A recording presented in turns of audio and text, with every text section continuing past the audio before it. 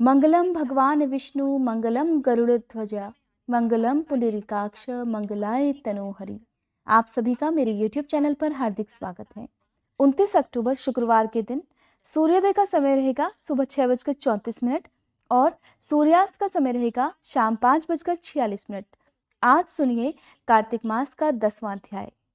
इससे पहले कार्तिक मास के 9वें अध्याय में देवर्षि नारद ने महाराज पृथु को तुलसी जी का महात्म्य सुनाया था कि किस प्रकार तुलसी के जल से एक राक्षसी के सभी पाप धुल गए। कार्तिक मास की कथाएं सुनने के बाद राजा पृथु ने हाथ जोड़कर देवर्षि नारद से कहा, हे महाराज, अब भगवान की पूजा का महात्म्य सुनाने की कृपा कीजिए।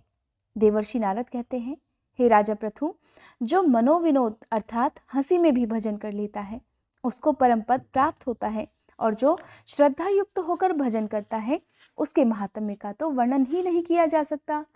इस संबंध में मैं एक अति प्राचीन इतिहास सुनाता हूँ, ध्यान पूर्वक सुनो। देवर्षि नारद जी ने कहा, कलिंद पर्वत पर दीर्घपुर नामक नगर में सुबाहु नाम का एक अत्यंत धर्मात्मा राजा राज्य करता था। वह प्रजा को पुत्र के समान पालता था।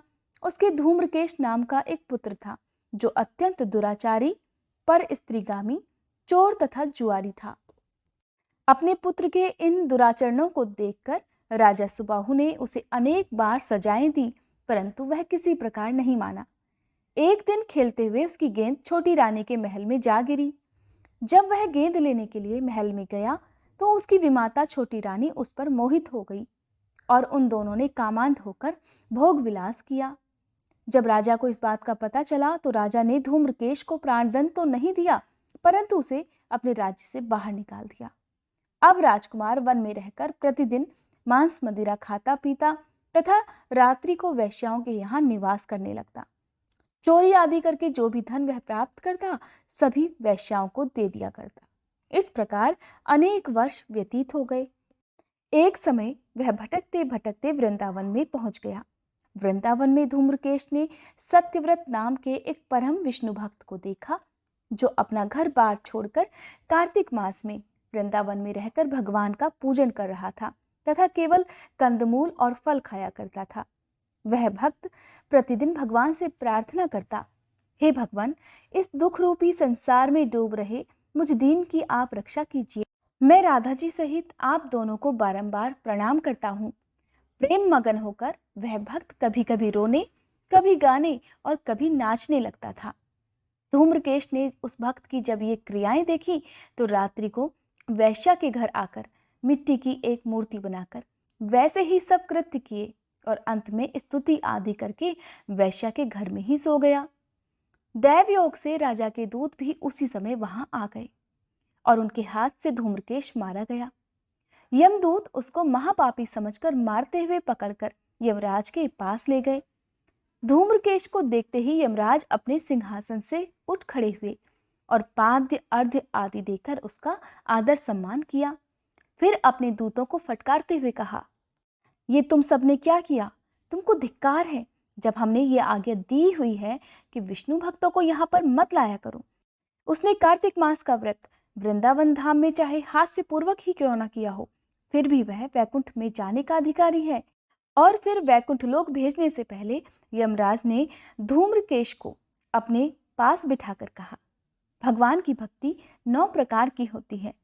उसकी कथा सुनने से राजा परीक्षित, कीर्तन से शुक्रदेव, स्मरण से प्रहलाद, पाद सेवा से लक्ष्मी जी, पूजा से पृथु, वंदना से अक्रूर, दास भाव से अर्जुन तथा आत्मनिवेदन से राजा बलि जिस प्रकार परम पद को प्राप्त हुए हैं, उसी प्रकार चाहे हास्य पूर्वक ही तुमने भगवान की पूजा की, मगर फिर भी तुम स्वर्ग के अधिकारी हो।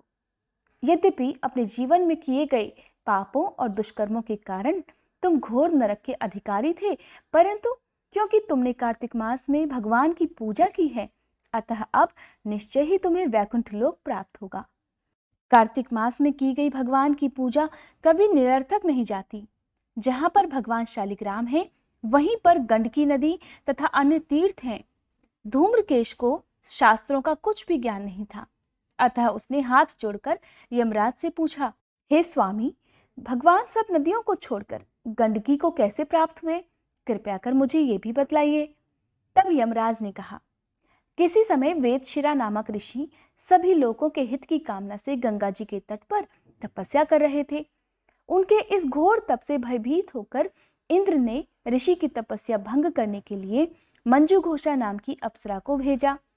मंजू घोषा उस रमणीक स्थान में क्रीड़ा करती हुई अपने रूप और यौवन का प्रदर्शन करके हाव भाव दिखलाने लगी और फिर उसी स्थिति में उसने मुनि के चरणों का स्पर्श कर लिया तो उसके रोम रोम खड़े हो गए।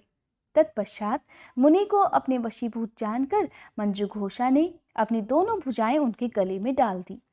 तब क्रोधित होकर मुनि ने श्राप दिया कि तुम मुझे इस संसार सागर में डालने को उद्यत हुई हो, इसीलिए नदी बन जाओ। मुनि का श्राप सुनकर मंजू घोषा रोने और बिलखने लगी। उसने प्रार्थना करते हुए मुनि से कहा, हे मुने, मैं श्राप के योग्य नहीं हूं, आप कृपा करके मुझे क्षमा करें। इस प्रकार मंजू घोषा के बार बार प्रार्थना करने पर द्रवित होकर मुनि ने कहा कि जिस समय भगवान विष्णु वृंदा के श्रापवश शिला रूप अर्थात शालिग्राम रूप होकर तुम यानी कि गंडकी में स्थित होंगे, तब तुम भगवान को धारण करने वाली होगी। इस प्रकार मेरे द्वारा दिया गया यह श्राप तुम्हारे लिए वरदान से भी अधिक श्रेष्ठ सिद्ध होगा। तब अंत में यमराज ने कहा, हे राजकुमार, अब तुम विष्णु लोक को जाओ। तब धूम्रकेश सुंदर विमान में बैठकर वैकुंठ लोक को चला गया और उसे वहां प्रभु के चरणों में स्थान मिल गया। ये सब पुण्य कार्तिक मास में धूम्रकेश द्वारा केवल एक दिन पूजा करने का ही परिणाम था। ऐसा कहकर देवर्षि नारद ने अपनी वाणी को विराम दिया। इसी प्रकार कहा जाता है कि कार्तिक मास भगवान विष्णु को सबसे प्रिय होता है। जो भी भक्त पूरे कार्तिक मास के सभी नियमों का पालन ना कर पाए, अगर वे सच्चे मन से केवल एक दिन भी पूजा कर ले तो उन्हें कार्तिक मास के पूरे महीने के जितना पुण्य की प्राप्ति हो सकती है। हर बार की तरह अगर आज भी आपको ये अध्याय पसंद आया हो तो वीडियो को लाइक करने के साथ ही कमेंट बॉक्स में कार्तिक भगवान की जय लिखने के साथ साथ मेरे चैनल को सब्सक्राइब और बेल आइकन प्रेस करना मत भूलिएगा।